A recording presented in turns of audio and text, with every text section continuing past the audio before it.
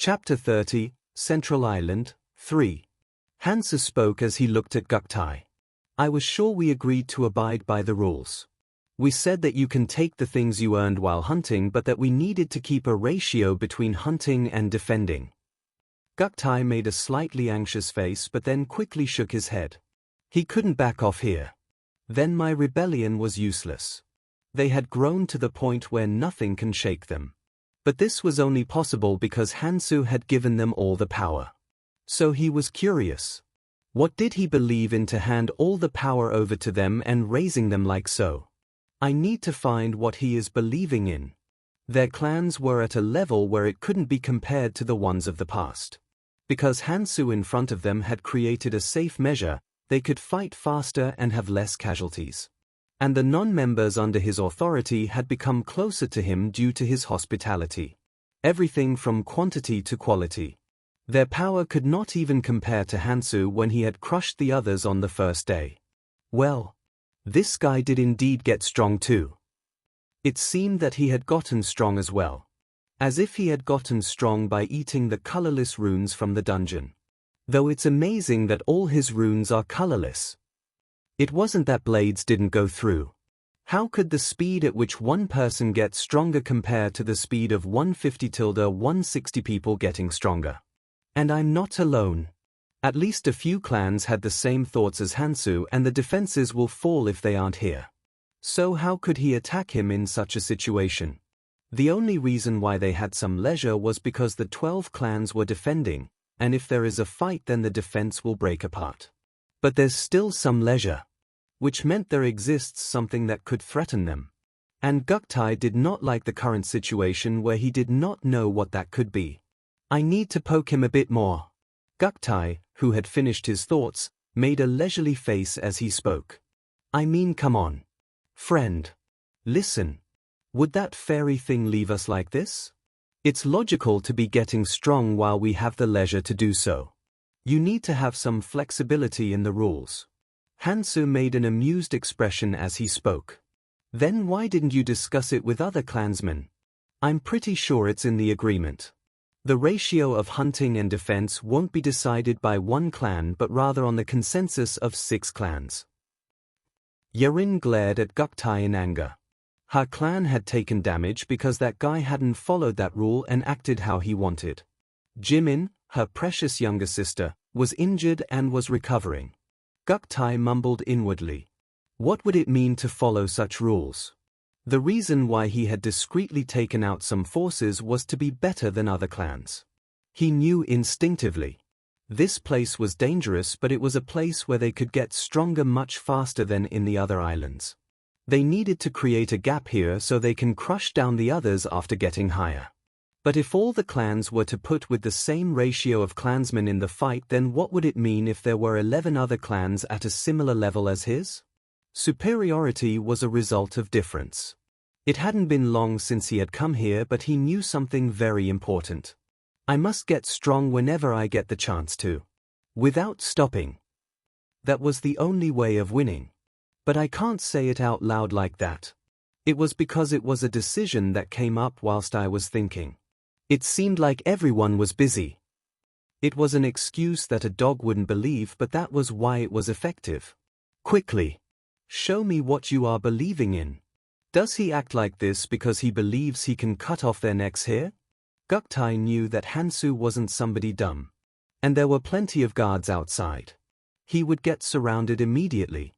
But at that moment Guktai, who was making a leisurely expression, froze for a moment. Wait. How did he get in here? At that moment Guktai felt a chill run down his back. The location of their conference room was right below the lookout tower for the crystal they had to protect. This was the safest room where the castle's entirety was visible. That was why they had decided for it to be their conference room. Since it would be cumbersome if some crazy few ones caused terror because they don't like how things are.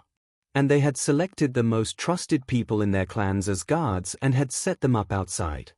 3 from each of 12 clans to make 36.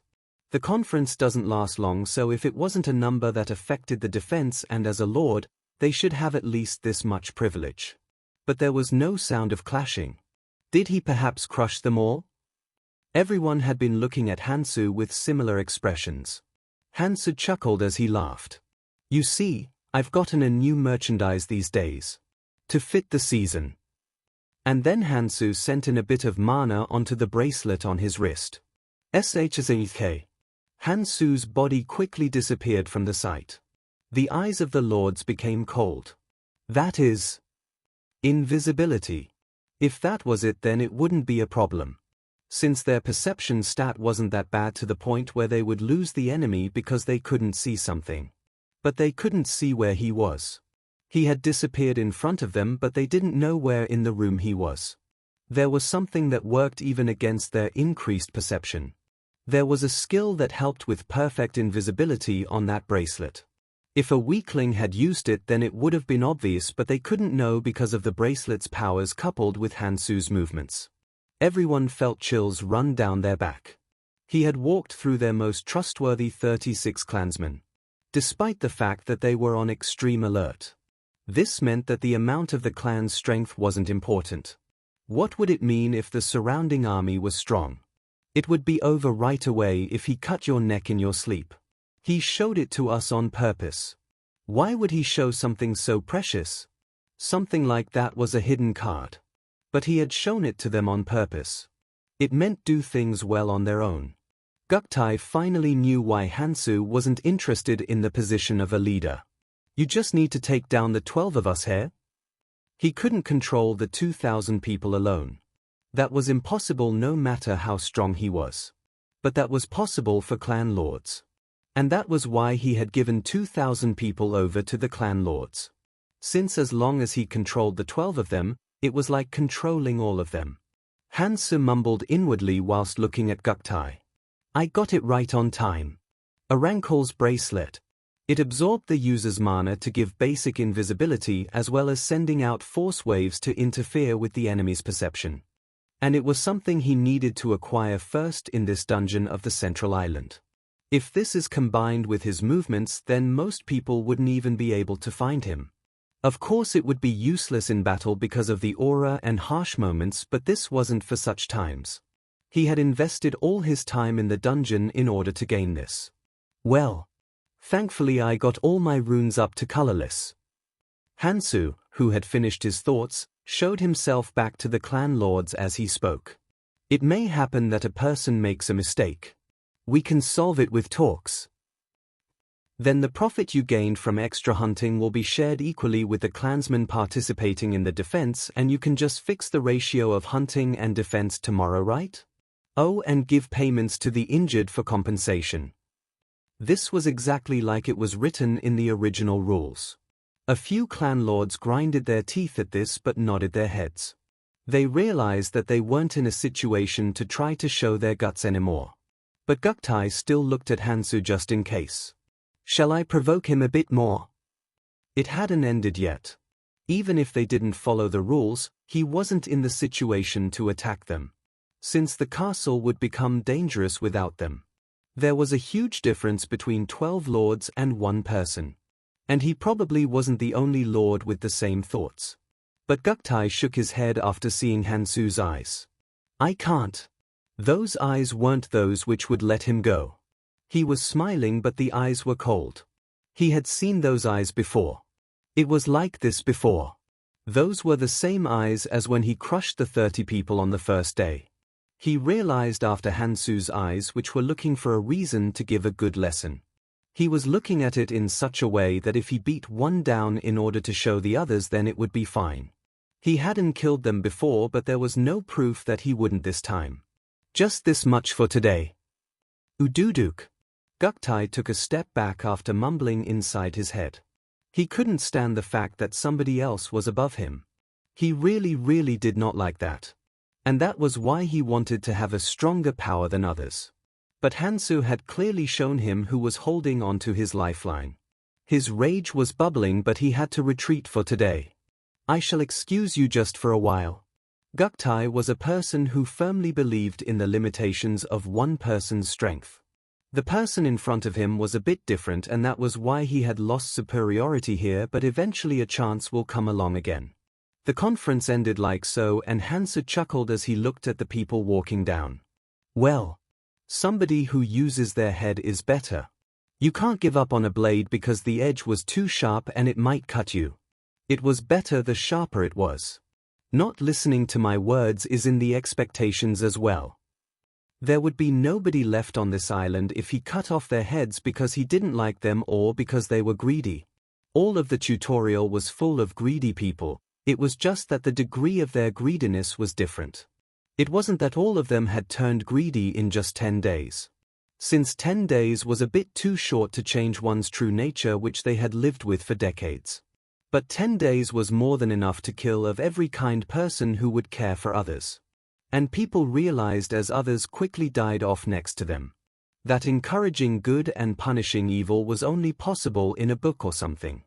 This was not a place where a kind hero of justice would survive, but rather a place where someone who would hit that hero from the back would survive. Well, S was a special case. If you searched, then a few would exist, but then they really needed to be blessed.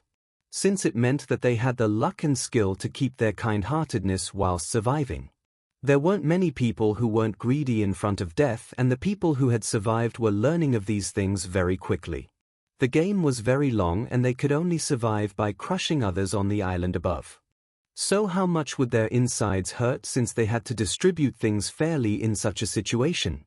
This won't last long either. So he needed to do something before then. The thing I need to get next is Judgment of Decrados. The fairy indeed did not lie. Since it was clear that this was a land of opportunity. It's coming. Hansa looked at the sky. And soon after, the fairy appeared. The fairy which had appeared suddenly above the castle. Can't it just piss off? Everyone in the castle frowned as the fairy appeared. The fairy greeted everyone as it saw their looks. Hi everyone. Oh, don't frown like that. I'm not here to lay my hands on you. If you look at me with such distrustful eyes, then you'll hurt me. I'm just here to tell you something which I didn't tell you about. It's not much. If the crystal gets crushed, then the whole island will fall. Well, it won't fall right away.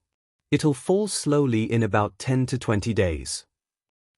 There wasn't much shock between the people, since they had expected as such. The fact that they had to protect it with all their strength did not change. The fairy spoke as it looked at these people. The actual important part is the second part. You were all comfortable so far, right? The undead is, well, just child's play. This team defended better than I thought. The demons will start coming out on this third day. Fuck. Everybody cursed as they looked at the fairy. That son of a fly was like a messenger of destruction. There wasn't a bit of good news whenever it opened its mouth. The fairy made a slightly hurt expression at those words, but then opened its mouth again. You guys are too much. Don't you realize how good of a news that the demons are coming out is? This is a really rare chance for you guys. Everyone looked at the fairy at those words. The fairy did mention it before, that there were extravagant rewards. But even then it would be all over if they died. It isn't some crappy rune or artifact. If you kill the demons, then a minicrystal comes out. Hee hee. If you collect the minicrystals, then you can trade it for a really good artifact. It is much better than the ones you have. It's obvious that the reward would be better the more you collect, right? Look at the catalog in your pocket for those. By the way, there aren't many demons. You need to try harder than the others in order to get the crystals. Everyone made a sour expression. Even if they had such things, it would merely be pearls on a pig's neck. And how would they collect enough from the bits the demons drop to trade it for an artifact when there's thousands of people? They might not be able to lay their hands on one after a whole month. Even if they did lay their hands on it, only the clan lords would do so. And the thing that thing will throw at us won't be weak. As the people made sour expressions, the fairy added another thing. Oh, I didn't say this yet. There's another use for the crystal. As long as you have the crystal, you can leave this island to go to the island above at any time. Isn't it a really good privilege? The people with it won't need to care if everybody dies either from falling after the crystal gets shattered or from being invaded by demons, right? A total of 5 people can move on. Hee. No matter if that giant crystal broke or not. No matter if the defense line broke apart or not. They can escape this dangerous situation to a different island at any time. Which meant that this was a privilege equal to a life. Everyone's expressions changed at these words. The story was different then. The fairy smiled as it looked at everyone's expressions. You get it? About how important of an existence the demons are. Be strong, everyone. One demon coming your way for today. And the fairy disappeared as a beastly-looking otherworldly existence started to slowly approach them. Everyone started to calculate their risks. There wasn't enough information yet. They didn't know how strong the demon was, and they also didn't know how the others would act. But one thing was clear. That it was better to get it before others do. They didn't charge in first, but they had no thoughts of missing this chance. Since it wouldn't matter if they just kill the person who obtained it as soon as they get it. Everyone knew that the best scenario was to attack them as the one who charged it was about to kill it, so everyone stood still while standing close to each other. PR note: kill steal. Hansa shook his head as he looked at this scene. It starts now. A different name for the central island that attracted people below with its sweet runes and artifacts. Graveyard. If you disregard the people who went up using the crystals, then the survival rate here was 8%. And this was only when the defense is successful. Since they would all die if they fail. And this was all because of that damnable crystal. I must take it so nobody uses it. If 5 die in order to attain it and another 5 go up using it, then 5 more will die from lack of numbers. Which meant in conclusion, 5 will live and 10 will die. It was not an object that should be allowed to be set free. And at the same time it was something he needed to collect. I will collect it and exchange it for Judgment of Decrados. Hansu walked forward after looking at the others for a while, and everyone's eyes shone at Hansu's back instead of the demons.